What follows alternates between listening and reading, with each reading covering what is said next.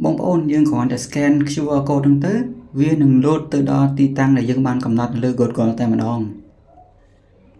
អ្នកទាំងអស់គ្នាមានទីតាំងហាងឬក៏ទីតាំងកន្លែងណាមួយបងប្អូនអាចបង្កើត QR code បានអញ្ចឹងនៅពេលដែលគេ scan QR code ហ្នឹងទៅវានឹងទាញទៅដល់ទីតាំងរបស់លោកអ្នកតែម្ដងអញ្ចឹងតោះចូលទៅមើលវាធ្វើទាំងអស់គ្នា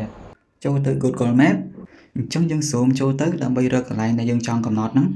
បន្ទាប់មកបងប្អូនគ្រាន់តែសង្កត់ឲ្យជាប់នៅទីតាំងដែលយើងចង់ដាក់ QR code ហ្នឹងដើម្បី copy link យកទៅបង្កើត QR code បន្ទាប់មកយើង share ទៅ message ណាមួយដើម្បីយើងចូលទៅ copy link អញ្ចឹងបន្ទាប់ពីយើងបាន copy link ចំណុចទីតាំងនៅលើ Google Map ហើយ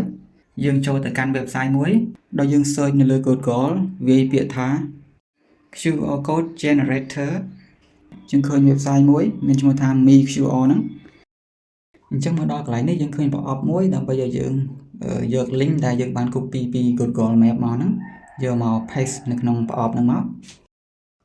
រួចហើយចុចលើពាក្យថា customize អញ្ចឹង QR code ត្រូវបានបង្កើតរួចហើយដោយគ្រាន់តែយើងចុច download កន្លែងនេះមកហើយយើងអាចយក QR code ហ្នឹងយកទៅប្រើប្រាស់តាមតម្រូវការដូចជាយកទៅដាក់នៅលើធៀបការឬក៏កម្មវិធីផ្សេងៗដើម្បីឲ្យភ្ញៀវគាត់ scan ទៅវានឹងទាញទៅដល់ទីតាំងកម្មវិធីរបស់លោកអ្នកតែម្ដង